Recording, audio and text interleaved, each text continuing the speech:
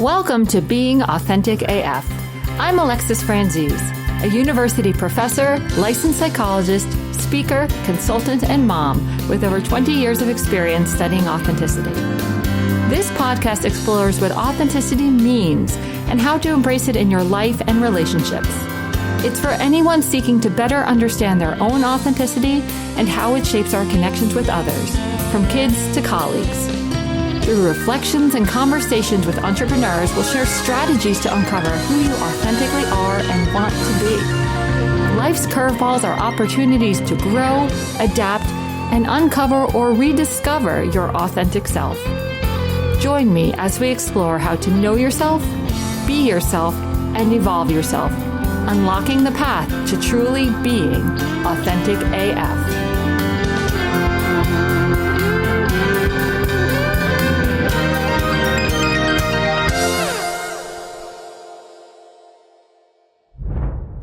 Welcome back to Being Authentic AF. I'm your host, Dr. Alexis Franzese, and today we're diving into why authenticity matters, particularly in terms of its impact on our mental well-being and relationships. In previous episodes, we've unpacked the definition of authenticity and distinguished it from related concepts like sincerity, social approval, and self-consistency. Now, let's explore the real-world benefits of being authentic and the mental health consequences of inauthenticity. If you've ever wondered about the importance of staying true to yourself, this is the episode for you. Let's start by looking at how authenticity is tied to mental health and well-being. Over the years, research has consistently shown that being authentic has positive consequences for our psychological health. When we align our behavior with our true values, we experience a sense of congruence and self-coherence. This sense of alignment is incredibly important for our mental well-being. Psychologists argue that when individuals experience authenticity, they feel more fulfilled and less anxious. This is because they are not constantly trying to present a version of themselves that doesn't align with their true self. The less we have to hide or pretend, the less stress we carry. Inauthenticity, on the other hand, can lead to a sense of internal conflict and psychological distress. When we engage in behaviors that don't reflect our true selves, whether to gain social approval or because we feel pressured to fit a certain mold, it can create what's called cognitive dissonance. Thanks, Leon Festinger. This state of internal tension arises because our actions don't match our beliefs, and over time, it can take a toll on our mental health. Now let's connect authenticity to another well-known psychological phenomenon, the imposter phenomenon. The imposter phenomenon refers to the feeling that you're not deserving of your success or position and that you're simply faking it. This feeling of fraudulence is often accompanied by a fear that others will find out that you're not truly capable or competent. In the late 1970s, researchers Clance and Imes published groundbreaking work on the imposter phenomenon, particularly among women in academic settings. Although the term authenticity wasn't explicitly used, their work underscored how inauthentic feelings and behaviors could create a deep sense of anxiety and self-doubt. When individuals feel that their actions and success are not aligned with their true selves, they're more likely to experience imposter feelings. The lack of authenticity creates that inner turmoil that leads to the fear of being found out. So, authenticity isn't just a luxury. It's crucial for building confidence and reducing stress in both personal and professional settings. Next up, how does authenticity affect our relationships? Well, the benefits of authenticity aren't just personal. They extend to our social interactions as well. Being authentic in our relationships promotes trust, intimacy, and connection. When we show up as our true selves, we create a foundation for more genuine interactions.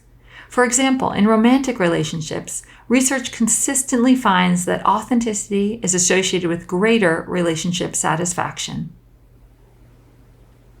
But it's not just romantic relationships. Authenticity matters in friendships, work relationships, and even with family members. When we present ourselves honestly, we're more likely to attract people who appreciate us for who we truly are, which leads to stronger, more fulfilling relationships. But here's the thing. It's not always easy to be authentic in relationships. We might fear judgment, rejection, or conflict if we reveal our true selves. Yet, research shows that being authentic in relationships is ultimately better for both parties. It reduces emotional labor and helps both individuals feel more at ease with one another. Now let's take a moment to think about the bigger picture. How has the cultural obsession with authenticity influenced our views on mental health and relationships? Over the past couple of decades, there's been a shift in how we think about authenticity in culture. As we've discussed earlier in the series, authenticity is often seen as a moral or personal virtue in many societies today. Social media platforms like Instagram, for example, have given rise to the curated highlight reel version of people's lives. But there's also been a rise in people sharing more unfiltered, authentic moments. While this shift towards more authenticity in social media is important, it's also tricky. It can create pressure to consistently perform authenticity, which can lead to the opposite effect, feeling like we're not measuring up to some unrealistic standard of authentic living. Still, the general trend is clear. A sense of authenticity is now understood as an essential aspect of self-worth. And as we've already established, authenticity has a profound impact on our mental health and the quality of our relationships. So how can we cultivate authenticity in our daily lives? The first step is self-awareness. It's impossible to be authentic if you don't know who you truly are. Spend time reflecting on your values, your passions, and your goals. What really matters to you? What makes you feel alive? Next, practice self-acceptance. Authenticity requires that we accept ourselves as we are, imperfections and all. If we're constantly trying to meet other people's expectations, we lose touch with who we are. And finally, allow yourself the freedom to express your true self in your relationships and in your professional life. This might be difficult at first, especially if you're used to conforming to others' expectations. But little by little, being true to yourself will help you feel more at peace and more connected to the people around you. And as always, I'm a proponent of pro-social authenticity, not authenticity that oppresses or hurts others, but authenticity that uplifts. In this episode, we've explored the ways in which authenticity positively impacts both our mental health and our relationships.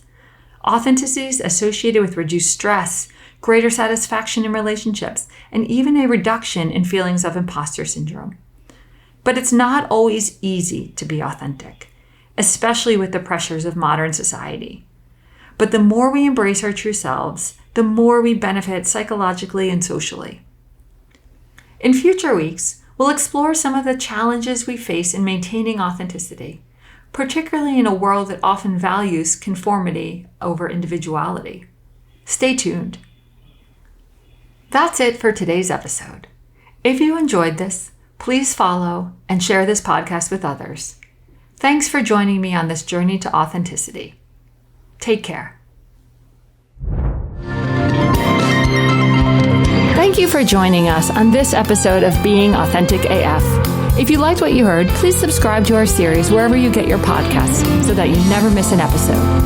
Until next time, keep being Authentic AF and let that authenticity uplift and inspire others. Take care.